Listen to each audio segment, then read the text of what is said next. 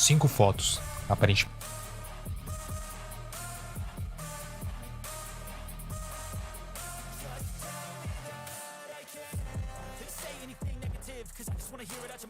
Meu sonho quando eu tinha 16 anos? Meu sonho quando eu tinha 16 anos era fazer 17 anos. Tipo, não morrer no processo até lá, tá ligado? Eu sempre vivi no modo sobrevivência, mano. Não tinha isso de sonho, não. Sonho é pra gente rica.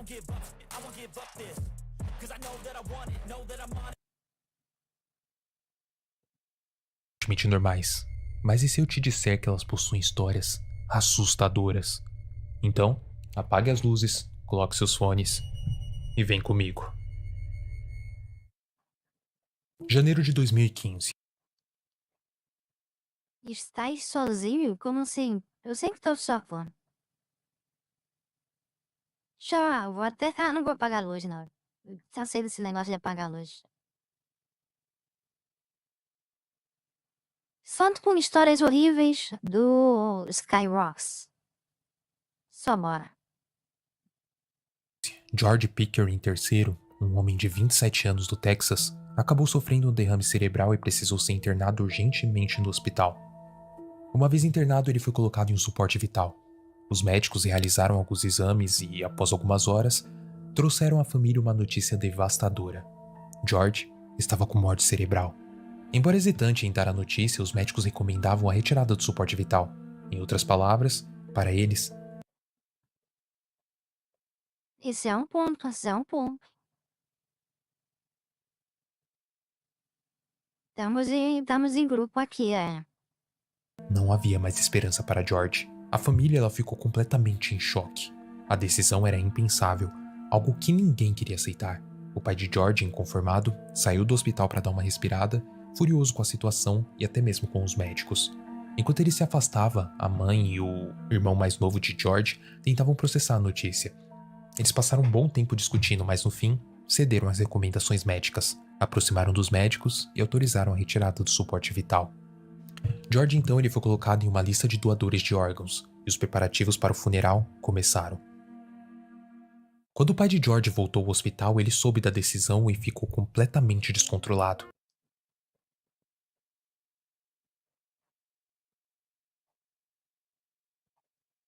Beleza, gato, tu me convenceu, gato. Tu me convenceu. Tu me convenceu. Apaga a luz. Pera aí.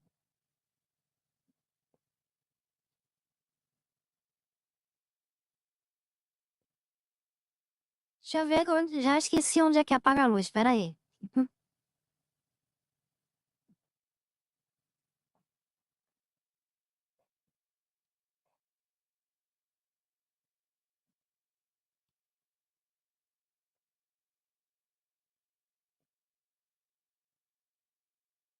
E foi. Pronto. Agora tá no escuro.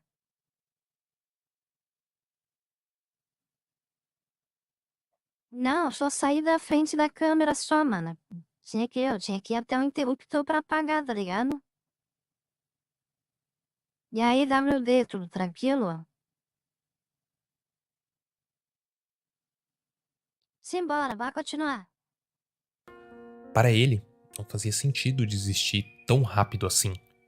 Ele acreditava que o seu filho ainda tinha uma chance, que talvez precisasse apenas de um pouco de tempo para dar um sinal de vida. Desesperado, ele pediu aos médicos mais tempo, mas a sua esposa e seu outro filho insistiram que já haviam conversado com todos os outros médicos e que o diagnóstico era unânime. Não havia mais esperança. Mesmo assim, o pai ele acabou se recusando a aceitar. Ele foi até o quarto de George, se aproximou da cama e começou a segurar a mão do seu filho, apertando com força, quase que implorando por uma resposta. Só que o silêncio de George era insuportável. Nesse momento, o pai, em um misto de desespero e dor, ele pegou seu celular. Ele sabia que poderia ser a última vez que ele veria seu filho. Com lágrima nos olhos, ele tirou uma foto, talvez o último registro da vida do seu filho.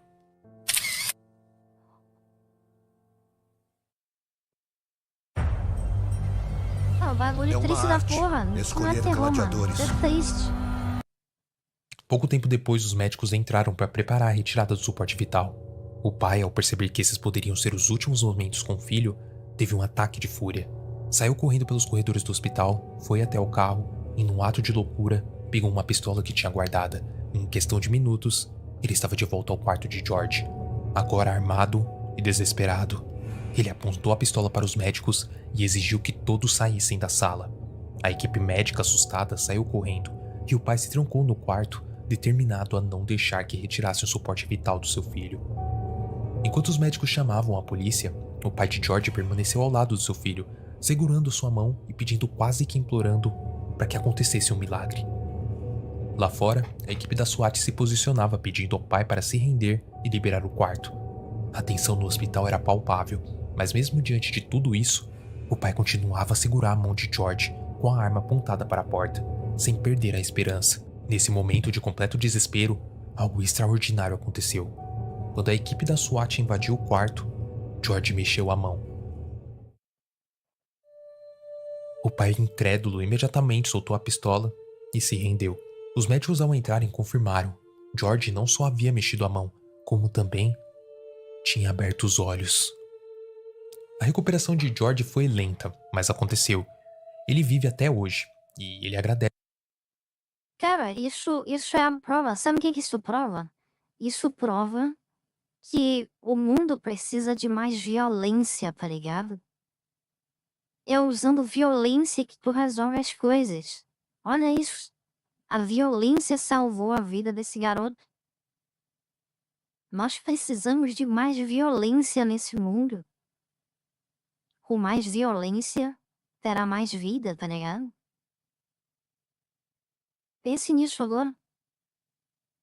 Agradece o seu pai por ter lutado até o último segundo pela sua vida. Se não fosse pela insistência e pelo ato desesperado do seu pai, ele estaria morto.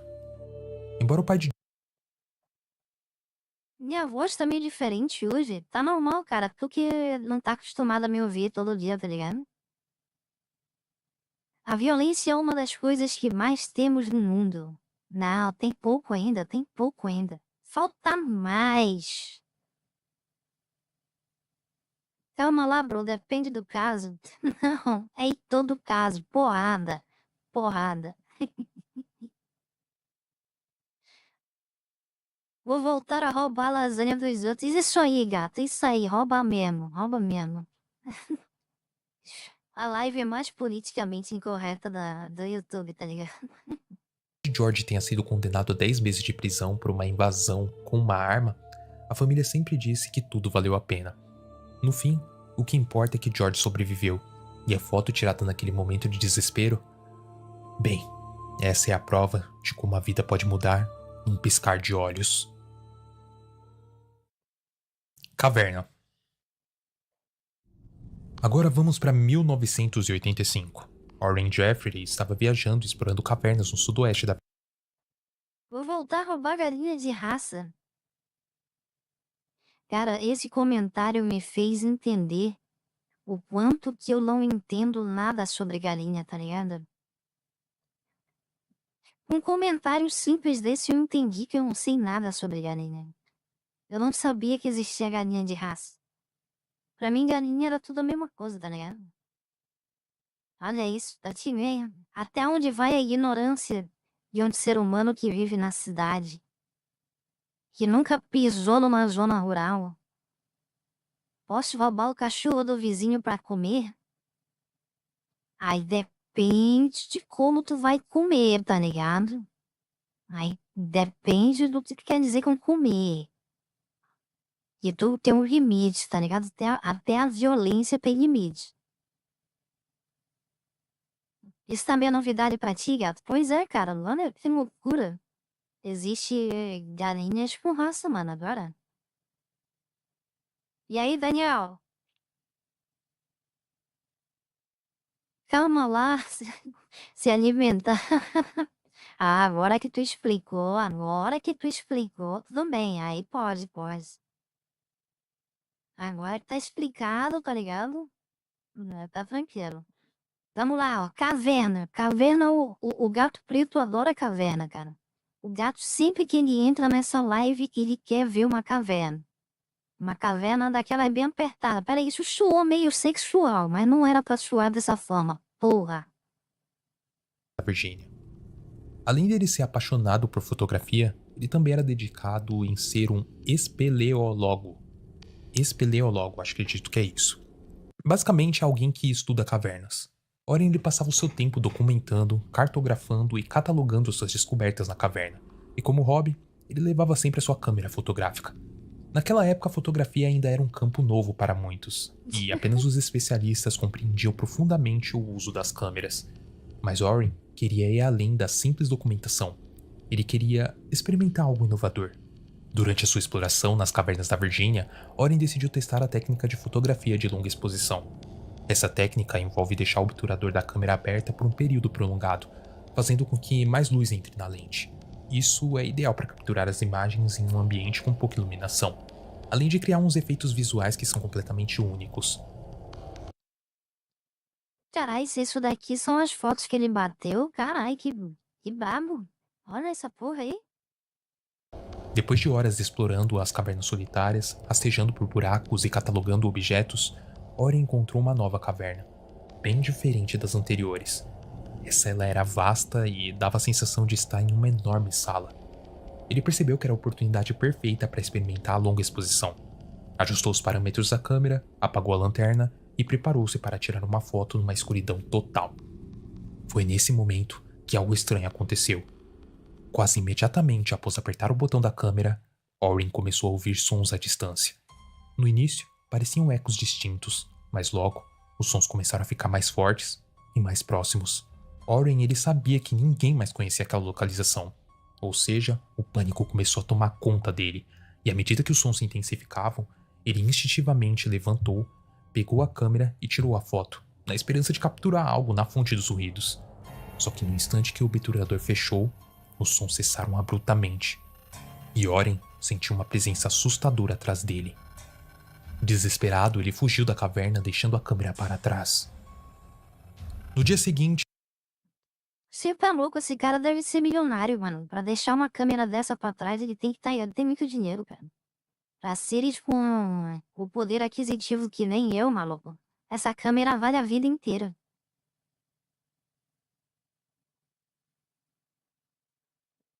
O cara ele busca fotos, né? Por isso que ele vai sozinho, pô. Eu concordo aí, Rocha. Concordo, deveria ter muito mais, tá ligado? Principalmente pessoas me dando dinheiro. É o que tá falando. É o que tá em falta, tá ligado? Muita gente, muito dinheiro. Entrar não, se entrasse com uma 12, talvez resolveria a parada, realmente. Aí, se o cara entra com uma 12, não tem mais medo. O medo acaba, o medo some. Eu treino no Minecraft, é isso. A gente treina no Minecraft pra chegar nesse nível aí, tá ligado? Ai, caraca. ele voltou com 4 homens para recuperar sua câmera, e após algumas horas de busca, encontraram a câmera caída entre as rochas. Para confirmar o relato de Oren, o grupo passou algum tempo na escuridão da caverna, gritando, jogando pedras para ver se encontravam alguma coisa. Mas eles não encontraram nada, nenhum sinal de vida ou qualquer pista adicional. Quando Oren lhe revelou as fotos tiradas, ele se deparou com uma imagem que o deixou paralisado de medo.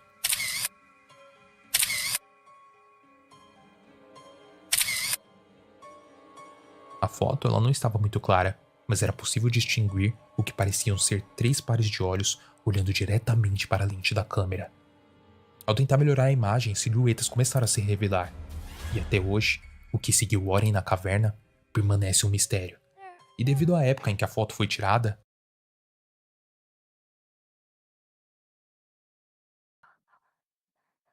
Maluco? Maluco? Que porra é essa, véi?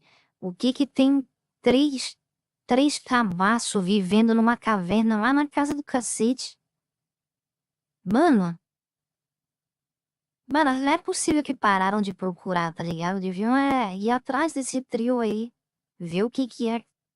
Não é possível que o medo dominou eles e eles não foram atrás disso daí, tá ligado? Se eu vejo que tem um bagulho desse, tem provas de que tem gente lá, ou sei lá o que, algum animal, que parece homem, que leva uma galera. Isso daí pode ser um histórico.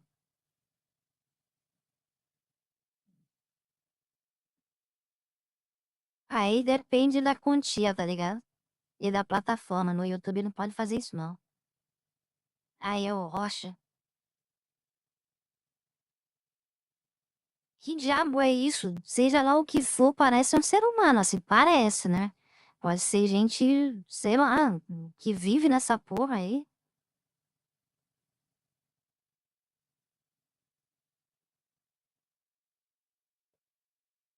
Não, mas tem que descobrir, gato. Tem que descobrir o que que é, mané. O que que tá lá, tá ligado?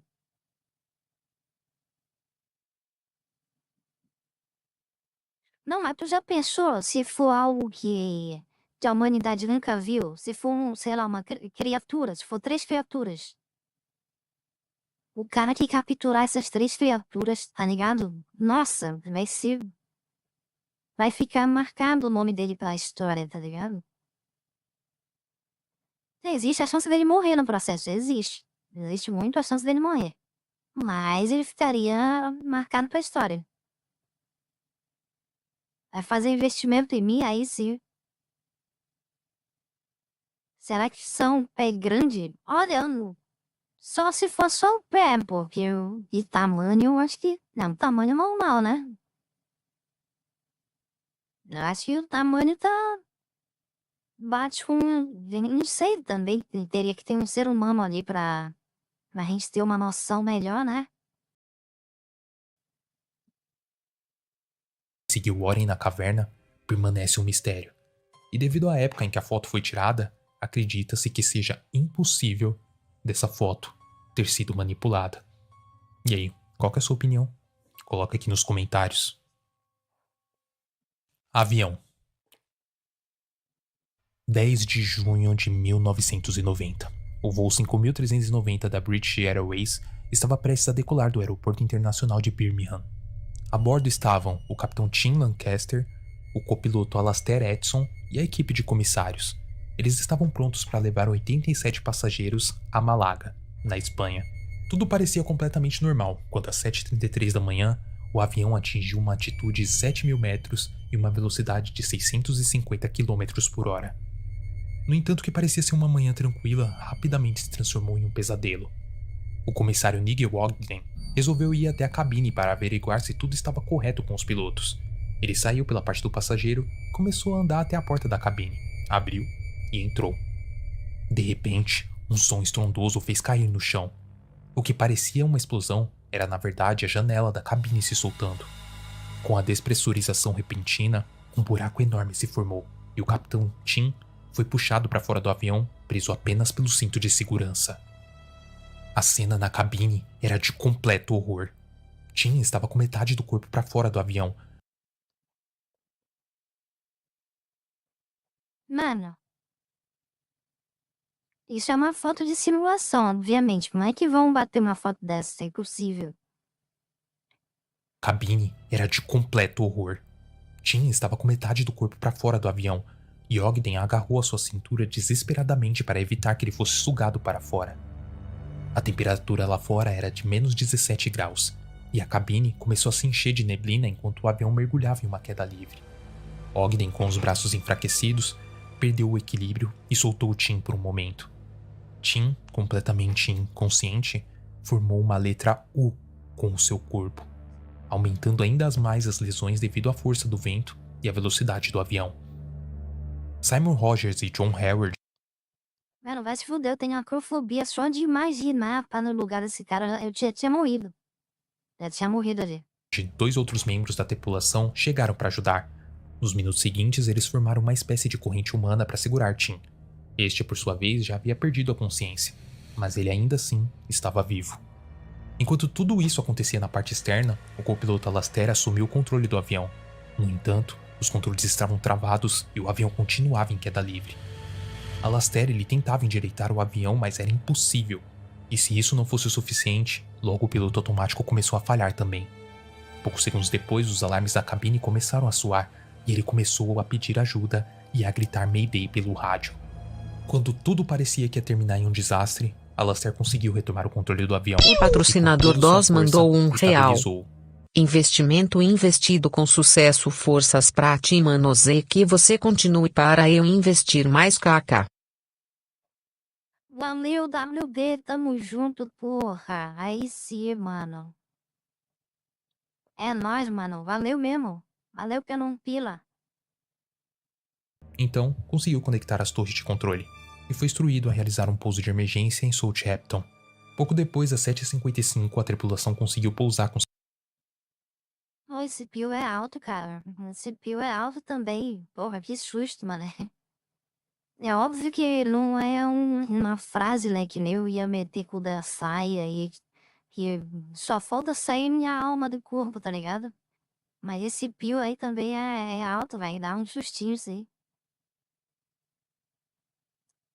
Pra mim, estar aí dentro desse avião é melhor do que estar dentro de uma caverna. Né, se tu parar pra pensar, o avião, ele também não tem muito espaço, tá ligado? O avião também tem um espaço limitado, se tu parar pra pensar. A menos que tu queira, tipo, ir pra um lugar que tenha muito mais espaço e sair do avião. Se tu sair do avião, tu tem muito mais espaço, mas ainda sabe final. segurança no aeroporto. Um time de paramédicos já estava esperando para atender Tim. A experiência ela havia sido aterrorizante e todos os passageiros estavam apavorados, mas felizmente ninguém ficou ferido. Quando os serviços de emergência correram para a cabine, eles encontraram uma cena horrível. Tim, ele estava no chão, inconsciente, coberto de hematomas e com lesões graves, mas surpreendentemente ele ainda respirava. Nas horas seguintes, Tim foi tratado por múltiplas fraturas e congelamentos e até uma grave contusão. Por fim, após o acidente, uma investigação revelou que o para-brisa do avião havia se soltado porque os parafusos usados na manutenção eram de tamanhos incorretos. As autoridades concluíram que os responsáveis foram aqueles que realizaram a manutenção inadequada da aeronave. Agora, o mais perturbador... Porcaria, tu tá me ferrando. Tu acabou de arruinar meu sonho de criança. Eu queria voar de avião. Agora eu não quero. Mas nós estamos aqui para isso. Nós estamos aqui para tirar toda a esperança e a alegria de todo mundo que entrar nessa live, tá ligado? É meu dever cívico. Hoje eu recebi dia 3, de fevereiro. Peraí que não tá ali com essa porcaria desse negócio na frente. Hoje eu recebi depois de dia 3 de serviço de pedreiro, cacete de dar 5 eu levei sozinha. Como assim? Não entendi o final da frase.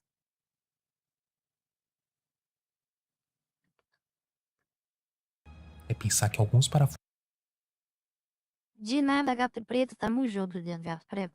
mal ajustados quase causaram uma catástrofe. Bom, essa foto que vocês estão vendo agora foi tirada dias após o tratamento de Tim. Com certeza, ele nunca mais será o mesmo.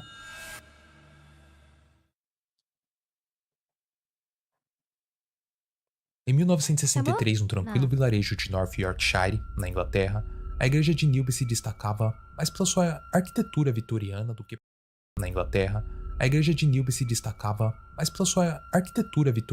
que por qualquer outro motivo.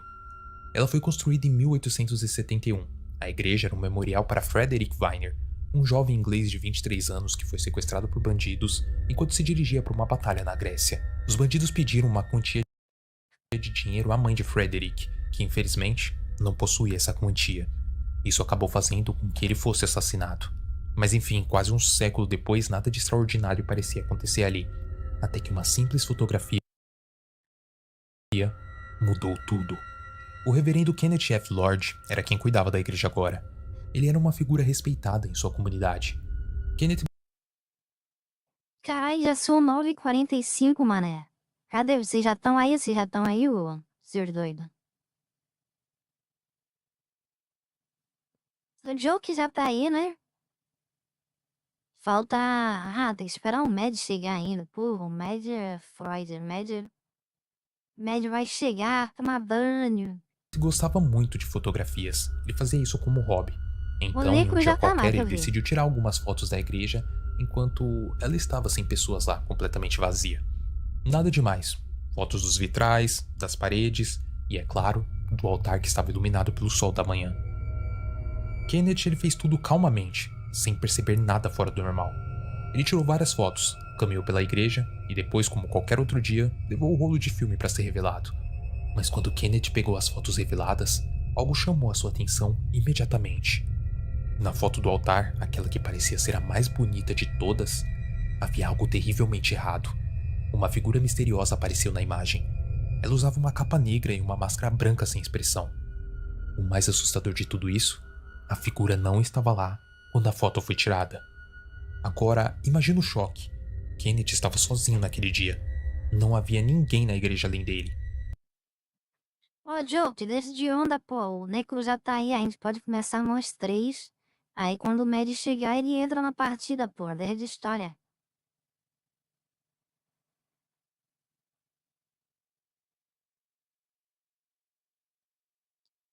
E como vocês precisavam levantar o dedo meio manter a pessoa lá no lugar.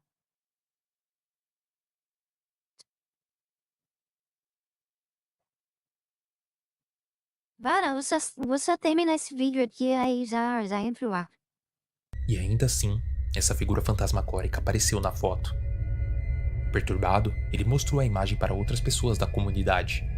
Muitos ficaram aterrorizados, mas outros começaram a questionar se era algum tipo de truque que ele tinha feito. Alguns céticos até sugeriram que poderia ter sido um caso de dupla exposição, uma técnica fotográfica comum na época para meio que sobrepor as imagens. Porém, essa foto ela foi analisada por especialistas e nenhum indício de manipulação acabou sendo encontrado. A figura com a sua estranha aparência fantasmagórica e trajes que pareciam antigos permanece um mistério. Agora, pensa comigo. Essa igreja ela não tinha fama de ser assombrada. Era apenas uma igreja comum em uma cidade tranquila. E Kenneth era um homem conhecido pela sua seriedade e dedicação a Deus. O fato é que o reverendo estava arriscando tudo, porque se descobrissem que a foto era falsa, ele perderia a confiança de toda a congregação e, portanto, de todo o povo.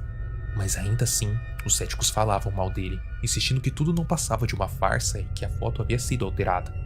Por anos debateu-se se a foto era verdadeira ou falsa, e ao mesmo tempo ela ganhava mais fama por toda a Inglaterra. Uma década depois, durante os anos 70, a foto ela acabou ficando muito famosa no mundo todo. Isso fez com que a BBC, a maior companhia de notícias do Reino Unido, lançasse uma investigação para resolver esse mistério. A empresa pediu ao reverendo a foto original, que ele forneceu dias depois à BBC. Então ela simplesmente contratou um grupo de especialistas para que eles pudessem analisar a foto.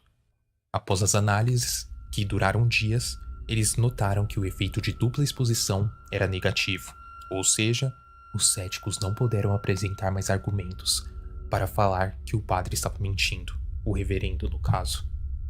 Mas isso não é tudo. No final da investigação e após várias análises, a equipe de especialistas concluiu que a foto estava completamente limpa. Não havia sinais de fabricação ou até mesmo manipulação. Também foi confirmado que essa foto ela não era resultado de uma mancha, e no momento da revelação eles puderam confirmar que o espectro parecia negativo. Bom, se a gente observar com calma, podemos ver que algumas partes do corpo do espectro, como a sua cabeça, elas parecem estar menos opacas. Isso quer dizer que se fosse um truque ou resultado de dupla exposição, a transparência do espectro seria uniforme. Isso era algo que os especialistas não conseguiam entender. Mas, como se tudo isso não fosse o suficiente, foi feita mais uma análise para determinar a altura do espectro, e de acordo com os especialistas que analisaram a dimensão e a distância da câmera do altar, foi determinado que o espectro na foto tinha uma altura de 2,7 metros. Entre todas as fotos de Carai. fantasmas existentes, essa é uma das mais famosas e misteriosas, devido às circunstâncias que cercaram ela. Só que até hoje, ninguém conseguiu explicar como isso foi possível. E a igreja de Newby já não é mais utilizada, mas dentro dela, sabe-se que habita algo terrorizante. E o único registro disso é essa foto perturbadora. Essa pedra tem O um que é metro a isso mais do no que eu. chão? Em uma manhã silenciosa de julho de 1951, algo assustador aconteceu no apartamento de Mary Reeser. O que parecia ser uma noite tranquila se transformou em um dos mistérios que até hoje não tem explicação. Só que, o que teria acontecido? No início de 1951, Mary Reeser, uma senhora de 67 anos, estava a caminho da sua nova casa na Flórida. Viúva e com a solidão apertando o coração, ela decidiu se mudar para ficar mais perto do seu único filho, Richard Jr. Mary encontrou um apartamento em uma área tranquila de São Petersburgo. A vida parecia estar voltando ao normal, mas como sabemos, às vezes o normal ele pode esconder coisas completamente inesperadas. O prédio onde Mary vivia era praticamente deserto, com apenas outra moradora, Pansy, a sua vizinha. A vida de Mary seguiu tranquila por alguns meses. Ver o filho de vez em quando, até que ajudava ela, fora que ela até fez algumas amizades lá. Porém, na madrugada de 2 de julho, algo inexplicável aconteceu. Você já ouviu sons estranhos no meio da noite? Bem, por volta das 5 da manhã, Pansy foi acordada por sons estranhos. Parecia que alguém estava batendo nas paredes ou portas com muita força. A Pansy ela ficou intrigada e foi investigar. Quando encostou o ouvido na porta do seu apartamento, os barulhos simplesmente pararam. De repente, um estrondo violento ecoou. Pansy hesitou, mas decidiu abrir a porta. Só que não havia nada. O prédio estava escuro, completamente silencioso. Mas algo tinha que estar errado. Não fazia sentido isso. Pansy sentia isso. Aquele silêncio era completamente inquietante. Ela olhou em volta, saiu para investigar o prédio, mas não encontrou nada de suspeito. Então, pensou, talvez fosse apenas a minha imaginação. Logo em seguida, Pansy voltou para seu apartamento, mas algo começou a incomodá-la. Um cheiro de fumaça tomou conta do ar. Será que algo estava queimando? Ela se lembrou de que uma bomba elétrica havia dado problemas dias antes e foi verificar na garagem. Desligou a bomba e voltou para dormir, tentando esquecer a sensação de que algo estava errado. Na manhã seguinte, ao sair para pegar seu jornal, Pansy notou algo completamente curioso. As cartas e o jornal de Mary ainda estavam lá. Isso era completamente estranho porque ela sempre acordava cedo para pegar a correspondência e ligar o rádio. Mas naquela manhã, silêncio total. Algumas horas depois, enquanto voltava da loja, Pansy viu um entregador na porta do prédio. Ele estava com um telegrama para Mary. Mas ninguém atendia a campainha. Pansy se ofereceu para entregar o telegrama pensando que Mary ainda poderia estar dormindo. Quando ela entrou no prédio, Pansy sentiu o mesmo cheiro de fumaça que havia sentido na noite anterior. Nesse momento, o seu coração disparou. Sem pensar 2 vezes, ela correu até o apartamento de Mary e, ao tocar a maçaneta, percebeu que estava quente. Algo estava queimando do outro lado. Rapidamente, ela desceu e pediu ajuda a alguns pintores que estavam do outro lado da rua. Juntos, eles forçaram a porta e o que eles viram os deixaram marcados para sempre. A sala estava tomada por uma fumaça e no chão, bem, havia restos de algo completamente indescritível.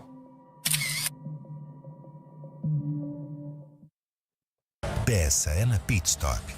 Tudo isso Morreu de peça queimada? faltando? Porra, Eu só queria um lugar que tenha todas as explica. peças.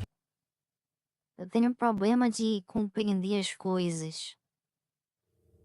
Agora, para entender essa cena perturbadora que todos precisam, Que bom que ela não queimou a mão na maçaneta. Mas se ela queimasse, seria uma só, tá ligado? presenciaram, precisamos voltar um pouco no tempo. Algumas horas antes, para ser mais específico. Durante o primeiro domingo de julho, Mary havia chegado em casa por volta das 4:30 da tarde. Estava descansando quando, por volta das 5:20, a sua nora chegou. Às 8 da noite, seu filho Richard chegou, passou para pegar sua esposa e cumprimentou rapidamente a sua mãe. Nesse mesmo período, Pansy encontrou Mary, que estava vestido com um roupão e sapatos pretos. As duas conversaram por alguns minutos. Mary até mencionou que estava um pouco nervosa e que havia tomado algumas pílulas de Seconal, um medicamento que usava para acalmar e conseguir dormir. Ela não falou muita coisa, mas Pansy acreditava que Mary estava nervosa e agitada por causa de uma briga familiar. No fim, as duas se despediram e minutos depois, Mary entrou em casa. Foi até a sala, sentou-se em sua cadeira de balanço, pegou um cigarro e o acendeu. Mas foi nesse momento que algo incrível e até hoje inexplicável aconteceu. Não se sabe exatamente a hora e nem como ocorreu, mas acredita-se que enquanto Mary fumava o seu cigarro, um fenômeno conhecido como efeito pavio pode ter se iniciado. Para entender melhor, podemos imaginar uma vela. Quando você acende uma vela, a chama queima o pavio e derrete a cera ao redor. A cera derretida ela sobe pelo pavio, mantendo a chama completamente acesa. Agora, no caso de uma pessoa pouco parecido, as roupas de Mary elas simplesmente agiram como o pavio da vela, e a gordura do corpo dela foi como a cera. Quando o cigarro entrou em contato com as suas roupas, elas pegaram fogo na hora. O calor derreteu a gordura do corpo dela, que alimentou o fogo, assim como a cera alimenta a chama da vela. É por isso que o corpo dela queimou por tanto tempo, como se fosse simplesmente uma vela humana. Então, simplesmente como a Mary tinha tomado aquelas pílulas, ela não conseguiu reagir e simplesmente dormiu. Bom, no fim, acredita que foi isso que aconteceu enquanto Pence se levantava para desligar a bomba elétrica, devido ao cheiro de fumaça no prédio.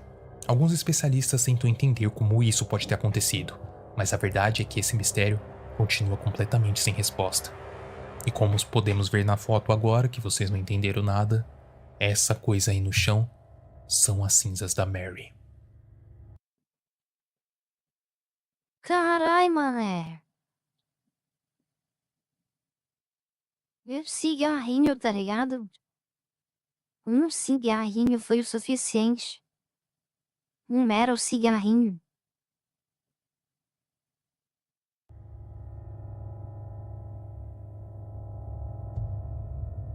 O que você achou dessas fotos assustadoras? Quer mais foto? Deixa o like no vídeo. E eu tô te aguardando nesse próximo vídeo. Vem aqui, clica. Você tem coragem? Não, hoje não. Te aguardo lá. Não, hoje não. Pô, acabou que eu esqueci. Não fomem crianças, verdade? I feel like I'm losing my mind. Is everybody in the world blind? Please, Lord, give me a sign, a sign. I feel like I'm losing my mind. Is everybody in the world blind? Please, Lord, give me a sign, a sign. I wanna be the greatest. Everybody on the fake shit. I look around and feel like everybody is the fakest. I make this every day and I'm impatient, hoping one day I blow up from the basement. Statement, the top is so vacant. I don't hear shit that I think is amazing. Waiting for my day when I'm playing sold out shows for 1,000 faces. Hey.